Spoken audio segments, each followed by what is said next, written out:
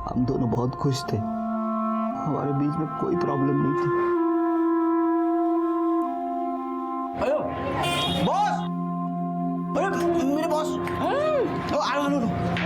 अरे बॉस क्या घूम रहा है? अरे संडे है ना सर, छुट्टी। वाइफ को लेके जरा पानी पूरी खाने आया, आवड़ते थी लखो। अरे आप मिले नहीं हो मेरे वाइफ से, मैं बोला था प्रिया, अरे आओ ना जल्दी। आप शादी में नहीं आए थे ना, इसके लिए।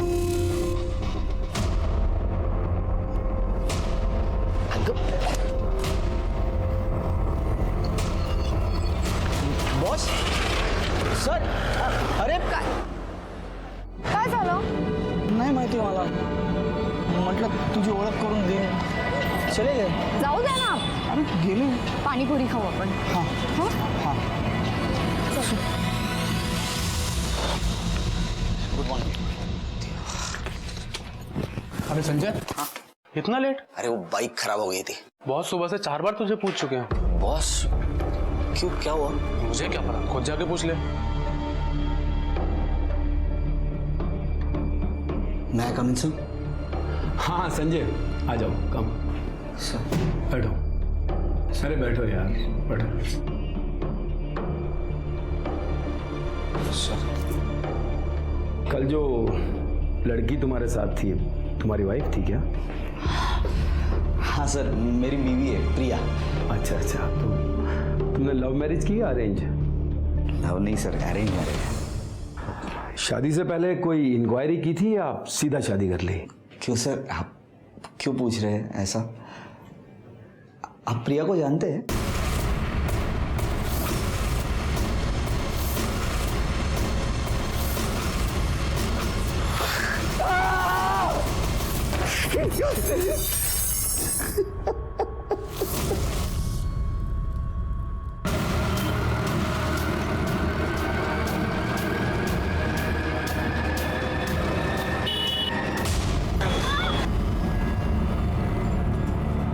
अबे साले, तो दिखाई नहीं देता? कैसी गाड़ी चलाता है तू? हाँ तेरे बच्ची को कुछ हुआ क्या? साले, एक तो गाड़ी चलाता है। अरे मैंने कहा कुछ गाड़ी चलाता है, ऊपर से मारो मारो। पिंकी, हे घे, हा काढा पी. कडू आहे काकी. अगं हो, कडू आहे, पर तू सुबह तक बिल्कुल ठीक हो जाएगी. पी. कहाँ से सीखा प्रिया ये सब? हर मर्ज की दवा इसके पास आई है ना? अरे इसके पास तो कई तरह के नुस्खे हैं, मुझे तो इसने एक दिन में ठीक कर दिया था. भगवान का लाख लाख शुक्र है कि मुझे इतनी अच्छी बहू मिली, वरना आजकल की बहुएं अरे किसी की उनको पड़ी ही नहीं रहती है. क्यों? संजय को अब तक तो आ जाना चाहिए था ना. हो दादा, कभी कभी ऑफिस में ज्यादा काम रहता है ना, तो लेट हो जाता है उनको. आते ही होंगे. नाम लिया और आ गया वो. संजय, संजय क्या हुआ? ये आपको चोट कैसे लगी? खून बह रहा है संजय. मैं फर्स्ट एड बॉक्स लेके आती हूँ. जरूरत नहीं है, मैं कर लूंगा. संजय क्यों इतनी चोटें आई है? संजय क्या हुआ? हाँ? किसी के साथ झगड़ा हो गया क्या? मैंने कहा ना कुछ नहीं हुआ है मुझे. संजय बसा, तुम्ही मी हिलाऊंगी तो आपको. तेरी नौटंकी बंद कर, मुझे जरूरत नहीं. मैंने कहा है ना, ये तेरी नौटंकी कहीं और जाके दिखाना, समझ दो. अरे क्यों गुस्सा कर रहा है तू उस पे? बाहर किसी और के साथ तू झगड़ा करके आ रहा है और उसका गुस्सा इस बेचारे में क्यों निकाल रहा है? ये बेचारी है, वाह. अब कोई मुझसे बात नहीं करेगा. संजय तुम लोग बात मत करो मुझसे. संजय! ए संजय, संजय क्या हो गया तुझे? हाँ? हम लोग कुछ पूछ रहे हैं, बात कर रहे हैं तुझसे. मत करो मुझसे बात. कहा ना मैंने. अभी ठीक है जा. बस ये बता रहा हूँ, माँ को लेके जा रहा हूँ हमारे घर. पिंकी की तबीयत खराब है इसलिए. जो करना है वो करो.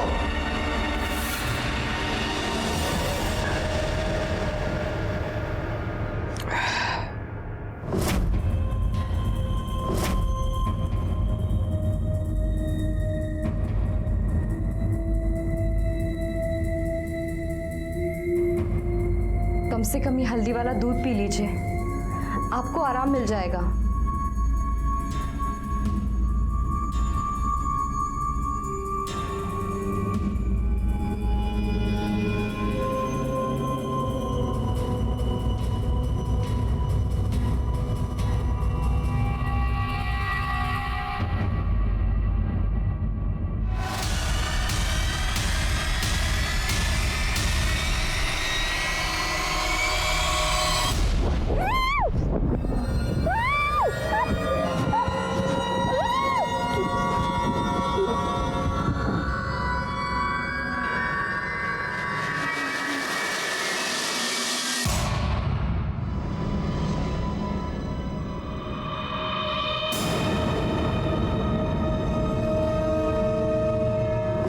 तभी तुमने अपनी बीवी का खून करने की सोच ली, पर कर नहीं पाए। तब नहीं कर पाए तो अब कर दिया। हाँ,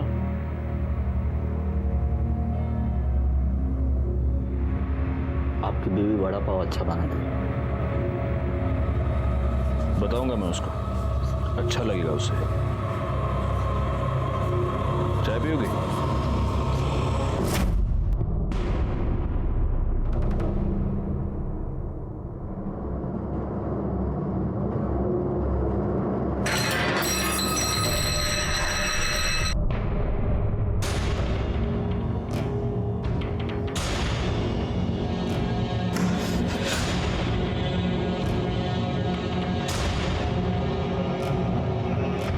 क्या हो गया आपको?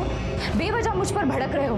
दादा की भी इंसल्ट की, उन्हें भी उल्टा जवाब दे दिया। मुझसे तो बात तक नहीं कर रहे हैं। आखिर ऐसा हो क्या गया आपको? जानना चाहती हो तुम क्या हुआ है मुझे? हाँ, चल बताता हूँ तुझे। चल।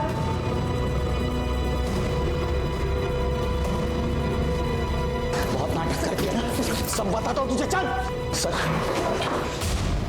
यही है ना वो? हाँ, इसे बताइए जो आपने मुझे बताया था। और तू तो पहचानती है ना ये मेरे गुस्सा होने की वजह जानना चाहती है। बताइए इसे, कैसे आपने इसे 25,000 में खरीदा था और कैसे आप इसके पहले क्लाइंट थे? क्या अनाप शनाप बक रहे हो तुम? हैं? मैंने तो तुमसे ऐसा कुछ नहीं कहा। आप क्या कह रहे हैं? यही है संजय, मैं बात करता हूँ तुमसे। मैडम आप प्लीज़ 2 मिनट के लिए बाहर जाइए, मुझे संजय से अकेले में कुछ बात करनी है, प्लीज़। पर सर आपने तो मुझे। दिमाग खराब है तुम्हारा, पागल हो गए हो क्या तुम? अरे मैंने वो बात तुम्हें तुम्हारी भलाई के लिए बताई थी और तुम अपने फैमिली मैटर में मुझे खींच रहे हो। संजय, ये तुम्हारा और तुम्हारी पत्नी का आपस का मामला है, इसे घर जाके सॉल्व करो। यहाँ ऑफिस में तमाशा करने की जरूरत नहीं है, वरना अपनी जॉब से भी हाथ धो बैठोगे तुम। चलो निकलो यहाँ से। आई से गेट आउट।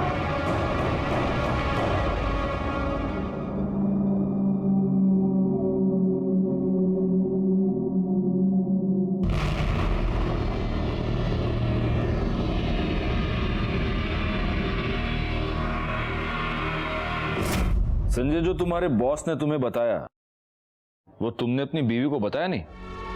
नहीं सर, उसे क्या पता था? संजय, तुम्हें कभी ऐसा नहीं लगा कि शायद तुम्हारा बॉस तुम्हारे साथ झूठ बोल रहा था? शायद उसका कोई हिडन मोटिव था जिसकी वजह से वो तुम्हारे दिमाग में शक डाल रहा था। लगा था सर, मैं बॉस की बातों पर विश्वास नहीं करना चाहता था। न जाने क्यों बॉस की बात मेरे मन में घर कर गई। मैं प्रिया पर शक करने लगा। वो जहां जाती थी उसका मैं पीछा करता था।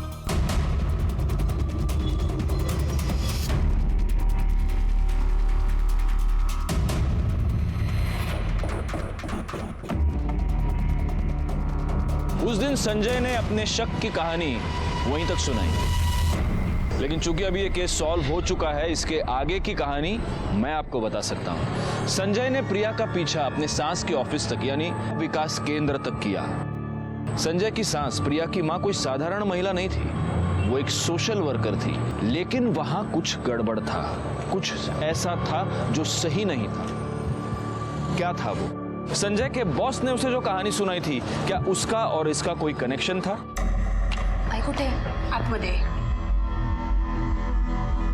हाँ, मेडिकल कैंप वाले से बात हो गई है। 1-2 दिन के अंदर आने वाले हैं केंद्र में। मैं आपसे बाद में बात करती हूँ। आई, मुझे बहुत डर लग रहा है, समझ नहीं आ रहा है क्या करूं। आई, मुझे ऐसा लग रहा है कि संजय को सब सच पता चल गया है, सब खत्म। तो इतना यकीन से कैसे कह सकती है कि उसे सब पता चल गया है?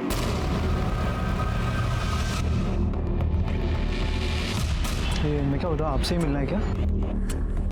आप ही ने फोन किया था? मैंने ही फोन किया था आपको। अच्छा, आ जाओ आप। वो पैसा लाएगा, एक काम करो जेब में डालो। ये यहाँ से नहीं, वहाँ से। देख प्रिया, ये जो भी मुसीबत है मुझ तक नहीं पहुंचनी चाहिए। कैसे भी मैनेज कर, समझी ना?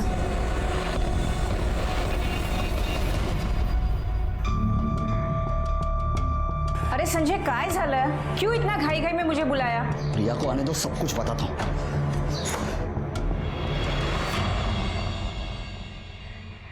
या अरे आई तुम्ही? आप तो भैया के यहाँ से अगले हफ्ते आने वाली थी ना? हाँ, आने वाली थी, पर इसने कहा कि कुछ जरूरी काम है, इसलिए आज ही आ गई। काय सालो, क्या काम था? आई को क्यों बुला लिया आपने?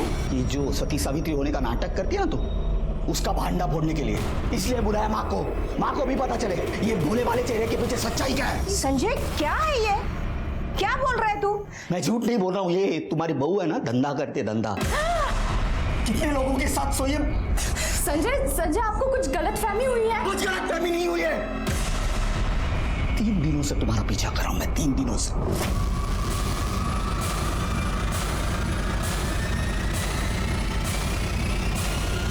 और मां, इस समाज सेवा में ये सती सावित्री अकेली नहीं है। इस सती सावित्री के साथ उसकी बहन, उसकी मां और दलाली करने वाला इसका जीजा है।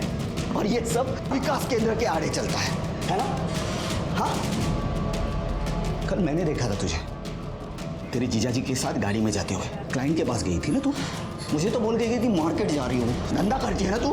अरे संजय, काय बोलते तू है? तेरा दिमाग तो ठीक है? माँ, अभी दिमाग ठिकाने आया है। मालूम नहीं कितने लोगों के साथ सोई है। मेरे बॉस के साथ।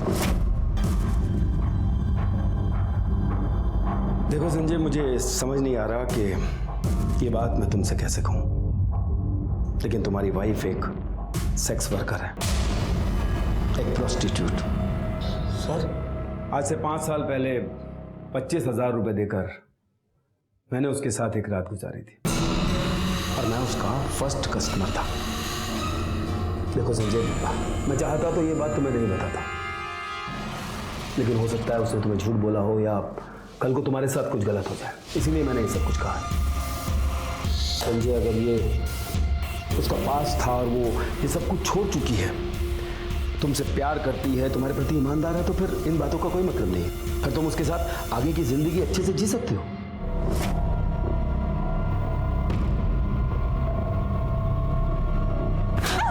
इतना बड़ा धोखा दिया तूने मुझे, मेरे इस घर को अपवित्र कर दिया। अरे तूने तो हमें किसी को मुंह दिखाने के लायक भी नहीं छोड़ा। निकल यहाँ से, निकल यहाँ से, निकल यहाँ से, मैं बोलती हूँ निकल यहाँ से, मेरी बात निकल यहाँ से। ये तेरे मगरमच्छ के आंसू है ना, जाकर कहीं और बहा, और इस घर में आने की कोशिश भी मत करना। काय चल रहे हैं? शांत हो जा। ए भाई लोग, क्या तमाशा लगा है क्या? निकलो, तू शांत हो जा। इस घर का तमाशा मत बनाना। चल आतमध्ये, चल तू आतमध्ये।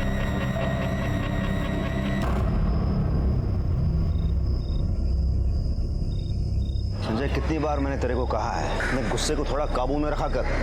अरे उस दिन भी तो उस मैकेनिक से लड़ गया, क्या जरूरत थी? तू बीच में मत आ।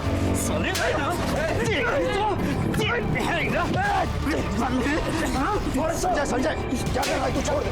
संजय, फिर से मेरी बीवी की तरफ आंख उठा के देखा ना, आंखें फोड़ दूंगा, जिंदा गाड़ दूंगा तुझे। बहुत गलत किया तूने मुझे हाथ लगा के।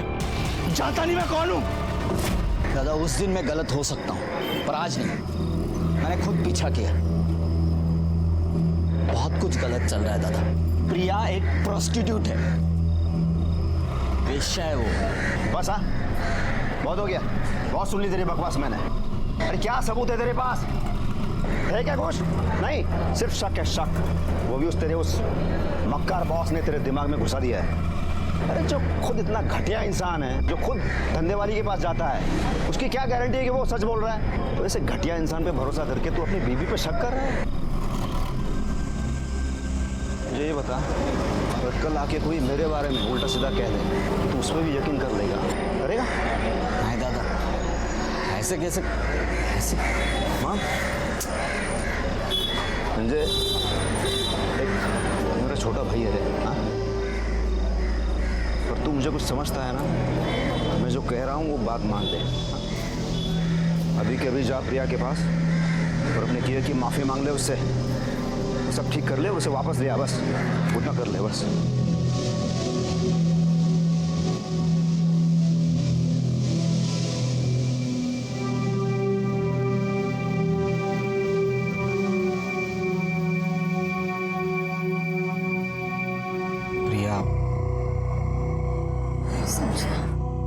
I'm sorry. मुझसे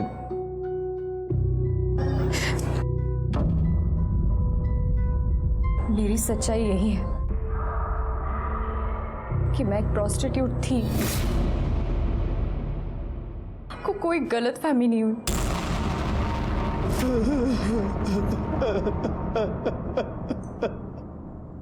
संजय, तेरी बीवी ने तुझसे सच बता दिया कि वो प्रोस्टिट्यूट थी और गुस्से में आकर तूने उसे इतनी बेरहमी से मार दिया। सर, मैंने प्रिया को नहीं मारा। मैंने प्रिया को नहीं मारा, मैं सच कह रहा हूँ सर। झूठ बोल रहा है तू। मर्डर के बाद तेरी पूरी कॉलोनी ने तुझे खून से लथपथ देखा था और तेरे फोन की लोकेशन भी क्राइम सीन की थी। सर, प्रिया मर्डर केस की फॉरेंसिक मुझे बताइए। संजय, सारे सबूत तुम्हारे खिलाफ हैं। अच्छा होगा अगर तुम खुद सच बोल दो।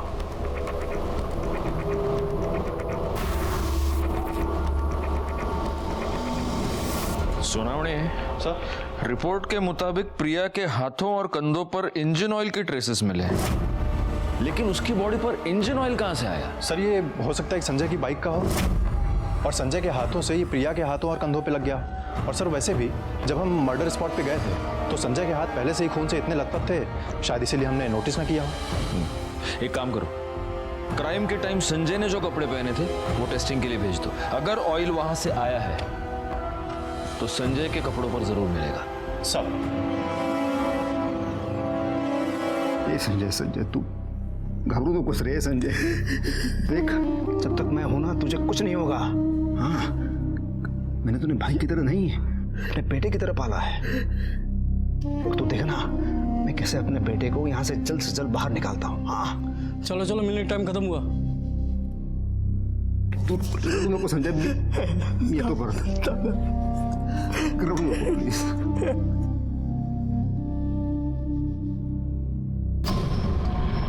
तूने आखिरी बार अपनी बाइक सर्विसिंग कब करवाई थी? यही कुछ 4-5 महीने पहले। प्रिया के मर्डर से पहले तूने अपनी बाइक किसी मैकेनिक को दिखाई थी क्या? नहीं। संजय, मैंने सुना तुझे गुस्सा बहुत आता है। हर दूसरे दिन किसी के साथ तेरी मारामारी हो जाती है, हाथापाई हो जाती है। प्रिया के मर्डर के दिन भी तुझे बहुत गुस्सा आया। फिर तूने उन 2 बच्चों को गाली दी, उनको मारा। उसी गुस्से में तू घर गया और जब तू घर से बाहर निकला तो पूरा खून से भरा हुआ था। हा? तभी प्रिया ने तुझे ये बताया होगा कि वो एक प्रोस्टिट्यूट थी और तब तुझे बहुत गुस्सा आया, है ना? हाँ सर, मुझे पहले गुस्सा आया, पर जब प्रिया ने मुझे सारी हकीकत बताई तब मुझे गुस्सा नहीं, उस पर तरस आया था। मतलब? उषा रानी मेरी आई नहीं है। उसने मुझे और अपर्णा ताई को बचपन में एक आदमी से खरीदा था और हमें धंधे पर लगा दिया। हमसे बहुत सारे पैसे कमाए उसने। अपर्णा ताई ने हमारी दलाली करने वाले मुकेश के साथ शादी कर ली। उसके बाद मैंने भी सोचा कि मैं भी शादी करके अपना घर बसा लूं, पर उषा ताई इसके लिए कभी तैयार नहीं होगी, क्योंकि उसको डर था कि अगर मैंने उसकी पूरी सच्चाई समाज के सामने रख दी तो वो कहीं की नहीं रहेगी। आपको पाने के बाद मुझे ऐसा लगा कि मेरे सारे जख्म भर गए, पर मैं गलत थी। मुझे समझना चाहिए था कि हम जैसे लड़कियों के कभी घर नहीं बसते। हमें तो लोग बस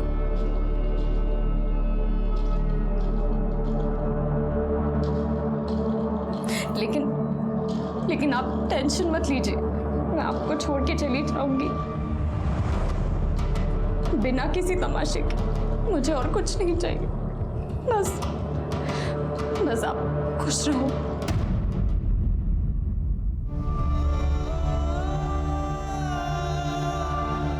उस उषा रानी ने प्रिया की जिंदगी बर्बाद कर दी और ये सब कुछ समाज सेवा के आड़ में चलता रहता है इन लोगों का। मैं इन लोगों को छोड़ूंगा नहीं, लोगों के सामने इनकी सच्चाई लाके रख दूंगा।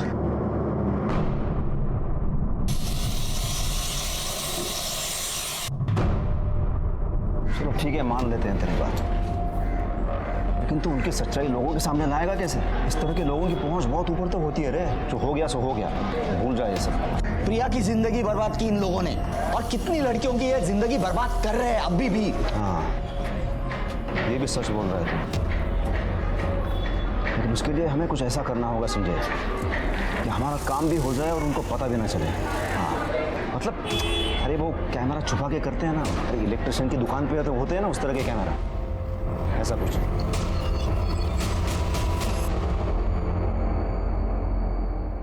अरे दामाद जी, ऐसे अचानक?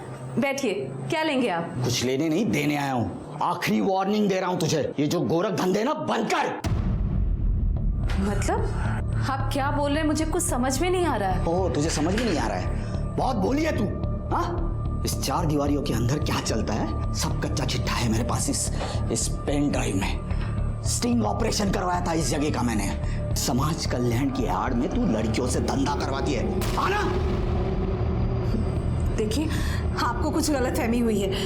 वो सब तो मैंने कब का बंद कर दिया। अच्छा, तो तुम्हारा ड्राइवर लोगों से पैसे लेके उन्हें पिछले रास्ते कहाँ छोड़ता है? हाँ? और ये मुकेश मेरी बीवी को लेके कहाँ जाता है, बताओ। मानती हूँ मैं कि यहाँ जो कुछ भी चल रहा है वो गलत है, पर प्रिया और अपर्णा का इससे कुछ लेना देना नहीं है।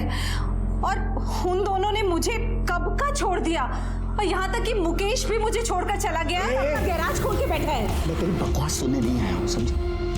आखिरी वार्निंग दे रहा हूँ, बंद कर ये सब, वरना ये है ना, ये वायरल कर दूंगा, पुलिस के पास जाऊंगा, समझे? उषा के यहाँ से निकलने के बाद मुझे लगा मेरा काम हो गया, और मेरा गुस्सा बिल्कुल कम नहीं होता, क्योंकि यही उषा थी जिसने मेरी प्रिया को इस दलदल में फेंका था। मैं वहां से सीधा घर गया।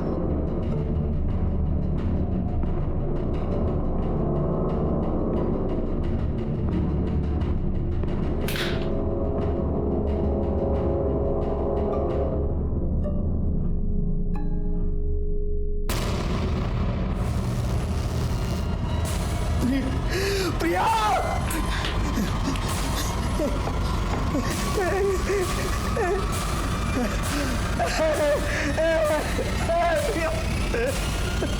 विकास केंद्र का तूने स्टिंग ऑपरेशन किया, वो वीडियो पेन ड्राइव कहाँ है? सर, मैंने कोई स्टिंग ऑपरेशन नहीं किया। नहीं किया था क्या मतलब है? तुमने तो पेन ड्राइव दिखा के उषा को धमकी दी थी ना? सर, मेरा प्लान था स्टिंग ऑपरेशन करने का, इसलिए मैंने एक दोस्त को मदद के लिए बुलाया, पर लास्ट मोमेंट पे उसने मेरी मदद करने से मना कर दिया, तो स्टिंग ऑपरेशन वही रुक गया। तो प्रिया ने मुझे उषा के बारे में सब कुछ बता दिया था, और कैसे भी करके मुझे उषा के ये सब गोरख धंधे बंद करने थे।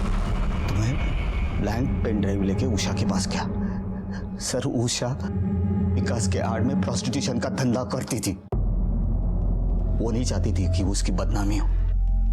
सोनावणे, सब ये उषा राणे के कॉल रिकॉर्ड्स निकलवा, और प्रिया के मर्डर के दिन उसके मोबाइल की लोकेशन देखो। अगर ये संजय सच कह रहा है तो उषा राणे की सच्चाई दुनिया के सामने लानी पड़ेगी।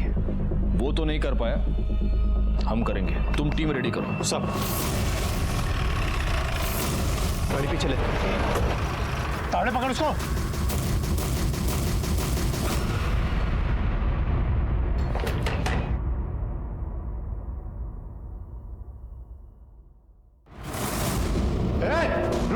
मॅडम, यांना सगळ्यांना साईडला घ्या. चला एक साईडला या इकडे.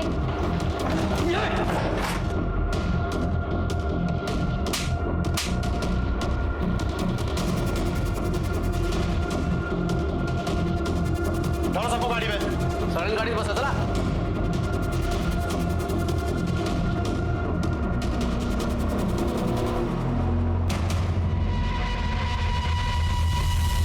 संजय ने उषा राणे के बारे में हमें जो भी बताया था वो सब सच निकला। उषा राणे वाकई में प्रोस्टिट्यूशन का एक बहुत बड़ा रैकेट चला रही थी। इसका मतलब संजय की और भी बहुत सारी बातें सच हो सकती हैं। एक काम करो सोनावणे, सर उषा राणे के बारे में अपने आसपास के सारे पुलिस स्टेशन और खबरियों को डिटेल्स दे दो, और प्रिया की वो बहन, क्या नाम है उसका, अपर्णा, उससे भी पूछताछ करो। उषा राणे के बारे में जितनी भी इंफॉर्मेशन मिल सके सारी निकालो जल्दी। सब ओके? या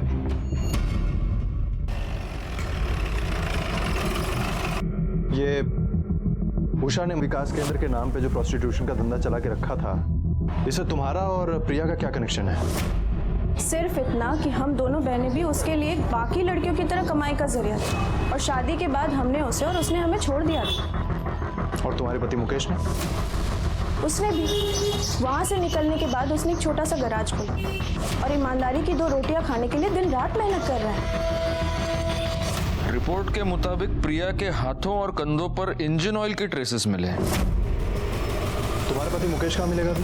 पता नहीं, विकास केंद्र में रेड पड़ने के बाद से वो घर नहीं लौटा है।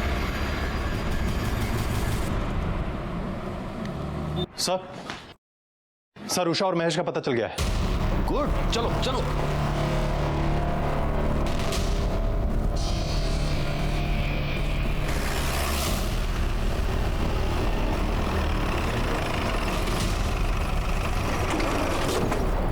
कुठे? त्याग दिया।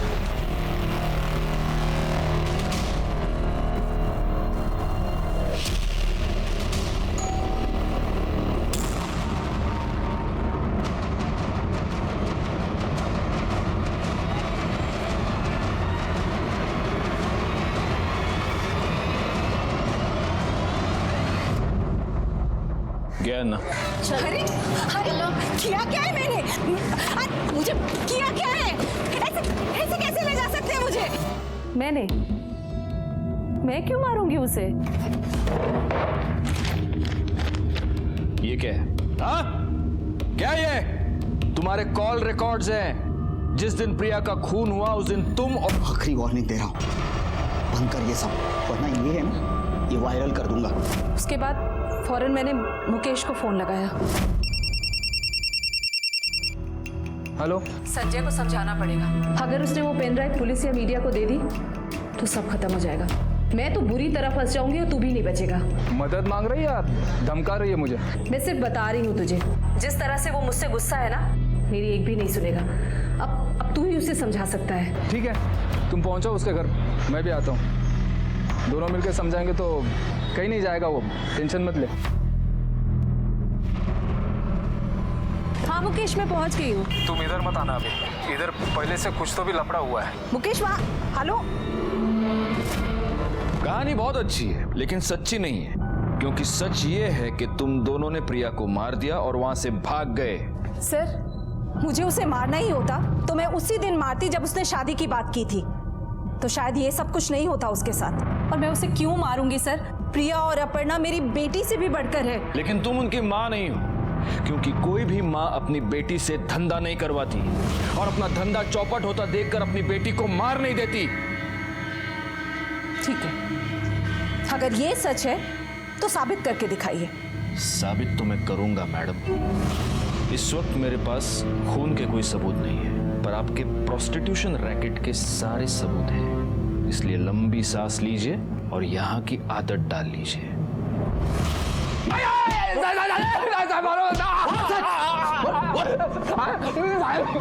अपर्णा से जब से शादी किया है ना, सारे गलत धंधे छोड़ दिया है साहब। मेहनत करता हूँ साहब, ईमानदारी की रोटी खाता हूँ। अच्छा, तो जब प्रिया का खून हुआ तू उस एरिया में क्या कर रहा था? मैं नहीं जाना चाहता था साहब उधर, गैरेज में काम कर रहा था, तो उषा ताई का फोन आया, उसने बुलाया, इसके लिए गया था। लेकिन साहब मैं जब उधर गया तो उधर पहले से ही कोई लफड़ा चालू था। हाँ मुकेश, मैं पहुंच गई हूँ। तुम इधर मत आना अभी, इधर पहले से कुछ तो भी लफड़ा हुआ है। मैं निकल रहा हूँ यहाँ से, तुम भी निकल जाना है। बहुत अच्छी कहानी बना लेता है तू। तू सीधा गैरेज से गया था ना प्रिया को मारने के लिए। तेरे हाथ में इंजन ऑयल लगा हुआ था।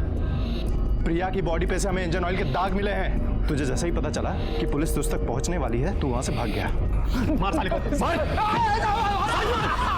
मैंने किसी को नहीं मारा है साहब। सर, प्रिया मर्डर केस में हमारा खबरी इंफॉर्मेशन लेकर आया है।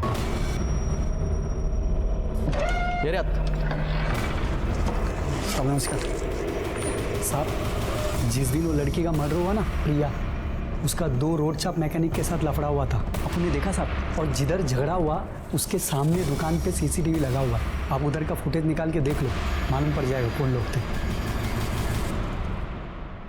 सर, ये देखिए, इन दोनों मैकेनिक्स ने प्रिया के साथ पहले भी छेड़खानी की थी और संजय के साथ हाथापाई भी हुई थी इन दोनों की। और सर, ये देखिए, ये मर्डर के दिन की फुटेज।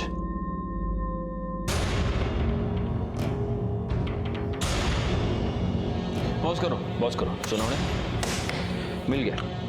इस केस में हमको लीड मिल गया। ये दोनों इस एरिया के दादा है ना? हाँ सर। पहले भी कई कंप्लेंट्स आ चुके हैं इनके बारे में। प्रिया के मर्डर केस का कनेक्शन मोटर ऑयल से है और ये दोनों मोटर मैकेनिक हैं। उठाओ इन दोनों को। सब क्या साहब, जब मर्जी तब आप उठा कर लेकर चले आते हैं। अरे मेरे सामने गला फाड़ के तेरा कोई फायदा नहीं है। नुकसान जो भी बात करना है साफ से करने का। मैं साफ से डरता हूँ क्या? डरता हूँ। अभी जो पूछ रहे हैं ना उसका साफ साफ जवाब दे। प्रिया ने तेरे को थप्पड़ क्यों मारा था? वो साहब मैं उसको कुछ बोल दिया था। सिर्फ बोला था? मतलब साहब मैंने छेड़ा था और वो मेरे को भड़क गई और उसने एक थप्पड़ मार दिया था मेरे को।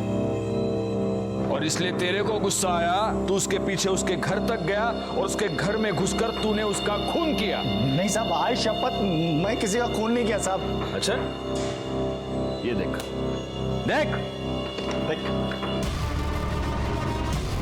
उसके पीछे किधर गया तू? वो क्या साहब, मैं ना वो बाइक का टेस्ट ड्राइव करने के लिए गया था। तू पूरे 1 घंटे के बाद अपने गैरेज पे वापस आया। साहब वो क्या है कि बाइक ठीक हो गई थी तो इसलिए एक बाइक को क्लाइंट के घर पे छोड़ने गया था। तू क्लाइंट को होम डिलीवरी भी देता है क्या? सोनावड़े, एक काम करो, इसका ये जो भी क्लाइंट है उसके पास इंक्वायरी करो और तब तक ये दोनों को बिठा के रखो इधर। साहब ऐसे बैठा के काहे को रखने का? अगर अपन लोग झूठ बोला होगा ना तो वापस उठा के लाना। टाइम खोटी काहे को करने का साहब?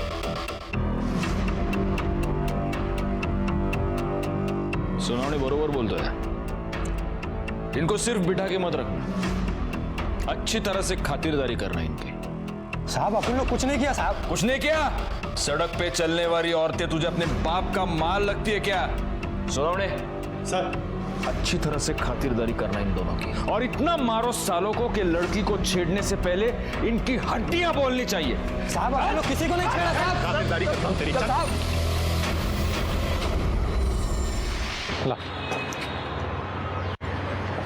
सर अच्छे से खातिरदारी की है दोनों की। लेकिन ये सुबह का डोज है, शाम को फिर फोड़ना उनको। ठीक है सर।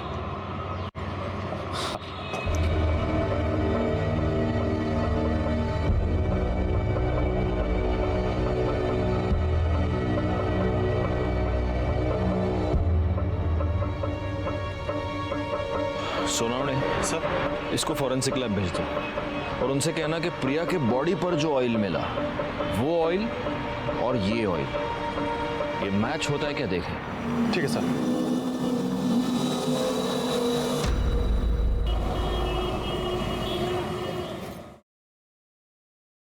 सर प्रशांत आले। हाँ प्रशांत, आओ आओ। सर मुझे क्यों यहाँ पे बुलाया? आओ आओ बैठो। प्रशांत, मैंने तुमको ये बताने के लिए बुलाया है प्रशांत कि प्रिया के बॉडी पर जो इंजन ऑयल मिला वो इंजन ऑयल और तुम्हारे बाइक का इंजन ऑयल एक दूसरे से मैच होता है। हाँ तो सर इस तरह का ऑयल तो सड़कों पे काफी सारे बाइक्स पे मिलेगा। ये बात तो सही है, लेकिन फिर उन सब लोगों की मोबाइल लोकेशन प्रिया के घर के पास नहीं है मर्डर के वक्त, जो तुम्हारी है। सुनाओ देखो। और ये रहे कॉल रिकॉर्ड्स, ये तुम्हारी कॉल लोकेशन। और तुमने तो अब तक हमको ये बताया नहीं था कि मर्डर के वक्त तुम प्रिया के घर के पास थे। सर मैं एक्चुअली उस जगह पे नहीं था, उसके आसपास था। आसपास थे।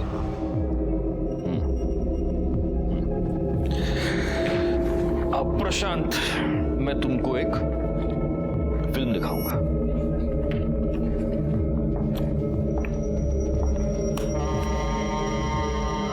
देखो, और ये तुम्हारी एंट्री।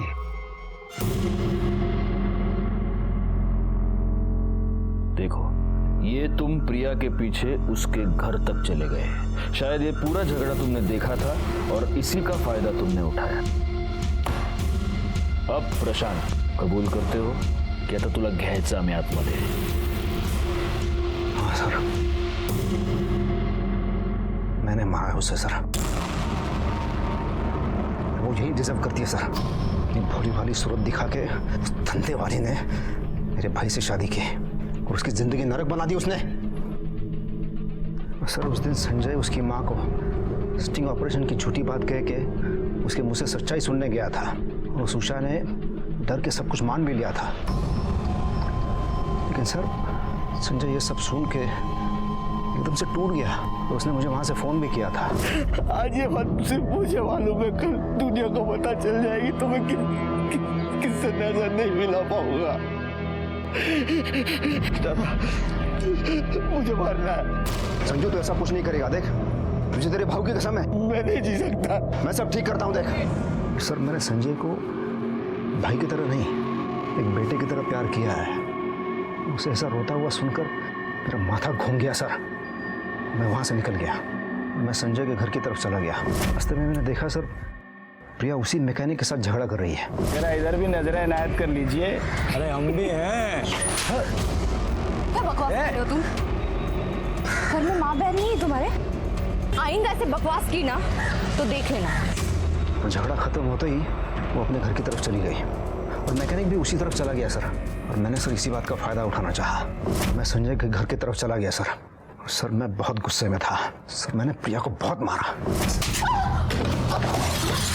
तू सारी धंधे वाली धंधा करती है तू, हाँ? मेरे भाई की जिंदगी बर्बाद करती। सब आज तक इतना रोते हुए कभी नहीं देखा, इतनी बुरी हालत में कभी नहीं देखा। तूने हमारी खानदान पे धब्बा लगा दिया। एक अजय जान से मार दूंगा।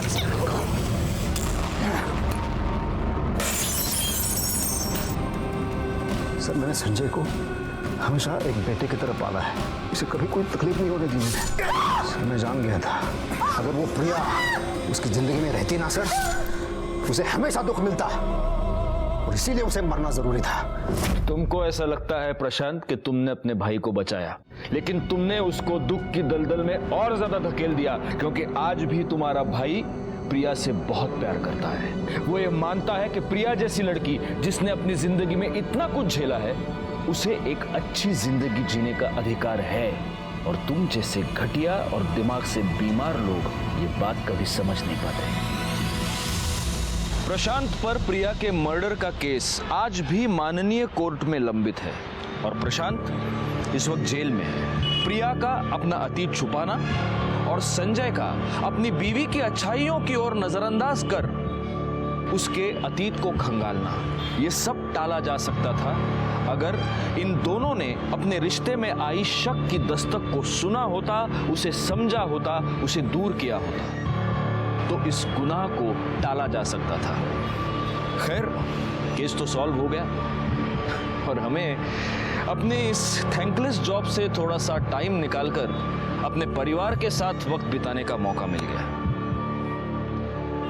मैं सीनियर इंस्पेक्टर राजेश यादव आपसे विदा लेता हूं। दोबारा मिलूंगा, तब तक सतर्क रहिए और देखते रहिए क्राइम पेट्रोल दस्तक।